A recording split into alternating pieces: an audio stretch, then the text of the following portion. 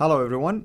This is Fadi, and I'd like to welcome you back to another episode of this new series on Islam and atheism. Last time, we discussed in one of our videos, at least, a moral issue related to Muhammad and marriage. And previously, also, we talked about other basically moral issues between Muhammad and women in general. Today is no exception, actually. It will still be dealing with Muhammad, his moral actions as it relates to women. And with me here in studio to unpack this next example is our dear brother David Wood. And I'm going to let him basically share that example with us. David, welcome back. Yep. What example do we have today? Well, we have the greatest example of all. Muhammad. You mean greater than everything we discussed Muhammad's the great example of conduct for Muslims, according to Surah 33, verse 21 of the Quran. Right. And lots of stuff in Surah 33. So Surah 33, verse 21, that's where Allah says that Muhammad's a pattern of conduct for Muslim men. But this is also the same. This is also the same chapter where we have Muhammad and Zainab, and Allah justifying Muhammad taking the wife of his own adopted son. And a verse that we're going to read now, Surah 33, verse 50, which allows Muhammad, this is the justification for Muhammad violating the four-wife limit. So he had revealed, Allah had revealed in Surah 4, verse 3 of the Quran that men can marry up to 4 wives. So you can marry 1 or 2 or 3 or 4. But Muhammad, we know, had at least 9 wives at one time. Right. And so why did Muhammad get to have more? Well, Muslims will point to Surah 33, verse 50 and say that this is what justifies Muhammad in having more, because Allah just says, he can marry whomever he wants here. But we're going to focus on something else, namely that Muhammad also was allowed to have sex with his slave girls like other Muslims were. All right, so Surah 33, verse 50 of the Quran. O Prophet, surely we have made lawful to you, so this is talking about lawful for sex, so halal sex here. O Prophet, surely we have made lawful to you your wives, whom you have given their dowries, and those whom your right hand possesses out of those whom Allah has given you as prisoners of war. So women you've captured in battle, you have a right to have sex with them as well. And we will unpack some of that right now. And the daughters of your paternal uncles, and the daughters of your paternal aunts, and the daughters of your maternal uncles, and the daughters of your maternal aunts who fled with you. And a believing woman, if she gave herself to the Prophet, if the Prophet desired to marry her, specially for you, not the rest of believers. Now notice, this specially for you, not for the rest of believers, that's the part where supposedly Muhammad, since Allah is saying, hey, you can marry all these women if they come up to you and they're willing to marry you and you find them attractive, you get to marry them. Well, why wouldn't other people be allowed to marry them? So the idea is this is talking about you can just keep marrying women. And here. I thought he's the pattern. Yeah, he's the model, for... confusing, right? Yeah, according to this chapter, he's the pattern, and yet, but this is just for you, not for everyone else. Especially for you, not for the rest of believers. We know what we have ordained for them concerning their wives. So talking about other Muslims here. We know what we have ordained for them concerning their wives and those whom their right hands possess, in order that no blame may attach to you, and Allah is forgiving, merciful. So other Muslims are allowed to have wives and sex slaves, but Muhammad is just allowed to have more wives than other people.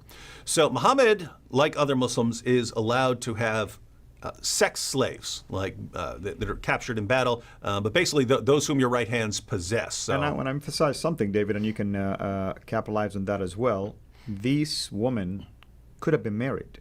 Yeah. When they captured them. Yeah, we're going to be talking about that in a later video where we talk where we focus on taking sex captives and stuff like that.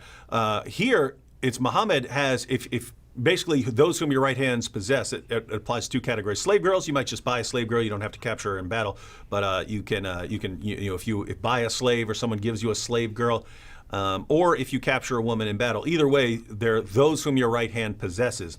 And they're lawful for Muhammad or for Muslims to have sex with. And so we're going to go ahead and read a passage about one specific example of a woman that was Muhammad's slave girl, and he certainly had fun with her. So this is Sunan an-Nasai, 3411. It was narrated from Anas that the Messenger of Allah had a female slave with whom he had intercourse, but Aisha and Hafsa would not leave him alone until he said that she was forbidden for him. Then Allah, the Mighty and Sublime, revealed, O Prophet, why do you forbid for yourself that which Allah has allowed to you, until the end of the verse. So Muhammad had a slave girl who was given to him. He was having sex with her, and his other wives kept complaining that, hey, you've got all these wives, why are you having sex with your slave girl? Until he said, hey, no, she's fine. I'll stop having sex with her. She's forbidden to me. That's when Allah stepped in and said, no, Muhammad, I didn't say that she's forbidden to you. So you go ahead and continue having sex with your slave girl. He eventually got her pregnant, and she had a son of Muhammad who died in early childhood named Ibrahim. Right. So, but here's the thing, right? This is a moral issue for Muslims, because since this man is being put forward as the pattern of conduct for all mankind, and since this is a man who would gladly take a female captive, someone who was captured in war, take her back to his tent and have sex with her, even though, I mean, her family may have just been killed or her husband may still be alive. Muhammad had no problem taking her back to his own tent, having sex with her. Or if someone says, hey, here, I want to give you a present. Here's a slave girl for you to have sex with. Muhammad had no problem. Oh, cool, I'm taking her right to bed. Muhammad had no problem with this. Now, it's kind of funny, brother. We used this exact verse as an example Muhammad used to justify to his soldiers the mut'a marriage as well. Mm-hmm. He used that verse to say, hey, it's allowed for you to have mut'a marriage, or in this case, take in slave woman probably in the war as a spoil and sleep with them. Yeah. So Allah has allowed this has allowed these things for Muslims. But here's the thing: most people today do not think that it's okay, it's morally acceptable to, go take a captive from war, right? Like can you imagine U.S. soldiers in some place like Iraq or something like that? They go over there, they capture a town, and then they think they can just take all the women and take them back to their tents or barracks or whatever and rape them. We'd be so horrified at that. They would be court-martialed. They would be put in jail, right? Of course, as they should. Those are considered human rights violations, and yet the pattern of conduct for all mankind, the one who has Allah's stamp of approval as the pattern of conduct that we should all be imitating, did exactly what we just said we would all condemn, right? So Muhammad did things and encouraged his followers to do things that would be war crimes right now. These would be international war crimes if you did them today.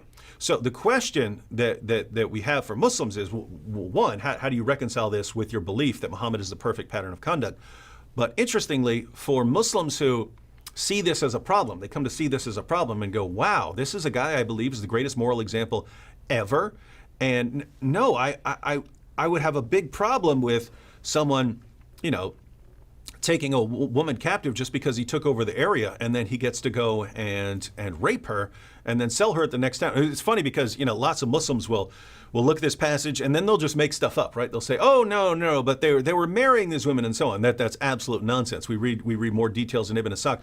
They would capture the women, have sex with them, and then sell them at the next town, trade the women for weapons. So they're just making things up when they're talking about being marriage. It's a trade, for them. It's all about just possessions. That's it. Mm-hmm. And it says what your right hand possessed. Yeah. So this is your belongings. So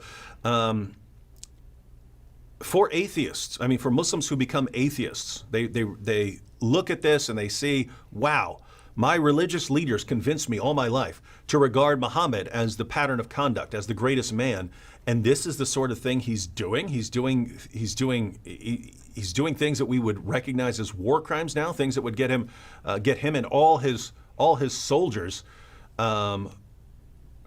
thrown in jail for the rest of their lives. That's what he's doing. This is the guy I'm following, and they leave Islam. But as we keep pointing out, many of these Muslims, after they leave Islam, become atheists, and they think that they're just getting away from all of these problems. You see, I had all these problems with reconciling this behavior when I was a Muslim, but now that I'm an atheist, I no longer have this problem. Wrong. You don't have the same problem, but you have a related problem. The new problem that arises is, why is it really wrong and immoral for a man to have sex with a slave girl? We understand that the atheist believes that it's wrong. The question is, what's the foundation for that belief? The bottom line is we've just kind of been raised in a world where we view that as immoral. Well, guess what? There were other times in other cultures where that wasn't viewed as immoral. So who's to say which culture is right and which culture is wrong? It was perfectly normal in Muhammad's time. He was doing it. So who's to say who's right and who's wrong here? Well, if one culture says it's fine and one culture says it's not, then if the atheist wants to say, yeah, I personally don't prefer it. I think it's distasteful from my perspective. But if someone else's culture says it's okay, then that's fine. If that's the perspective, on what serious basis are you condemning Muhammad? You have no basis if you're a relativist. If it's different culture to culture, all you can say is you don't like it. But your average atheist is completely willing to condemn it and say, no, I don't care if this was the 7th century. You don't do that. You shouldn't have done it. It was immoral. It was immoral behavior. But when they do that, then we see that the atheist himself has a problem, because there's no foundation or basis given atheism for condemning that sort of behavior. I mean, as an atheist, what do you have? You have your feelings. You have your society and your culture. None of those things provide a basis for saying that something is genuinely immoral, not just from your perspective, not just on your feelings, but immoral for anyone, and no one should ever do these things. Atheism has no framework for saying that. You need another framework for saying something like that. You need something else saying that there is an absolute moral standard and that human beings have a certain intrinsic worth and a certain intrinsic dignity that should not be violated. That because of this intrinsic worth that they have and this intrinsic value that they have rights that shouldn't be violated. You need something like that. Atheism doesn't have that. Exactly. Theism does, and that's why our atheist friends need to reconsider their atheism. Absolutely, and I hope these simplified arguments are making sense to you. We're trying really not to get deep in the woods. David Wood, no pun intended here, is definitely one of those qualified people to talk about atheism. And, obviously we want to be fair also. The intent behind this entire series, not just to talk about atheism, but talk about ex-Muslims who are claiming to become atheists. Well, I mean, I'll take their claim seriously. I'm not denying that. That's in their mind, that's what they're thinking. But we're exploring some of the reasons why they're leaving. And one of the probably top, I would say 1, 2, or 3 reasons why they have decided to make that shift from this Islamic worldview into atheism worldview is the fact that they're troubled by the moral behavior of Muhammad, as they should, of course. But what we're saying is that we have an alternative. There is an alternative out there, and it's not atheism. So thank you again for joining us, and can't wait, of course, for the next example that we will be exploring here together. Thank you, brother, and thank you, everybody. God bless. Thank you so much for taking the time to watch this video. We can't make these quality videos without the help of partners like you.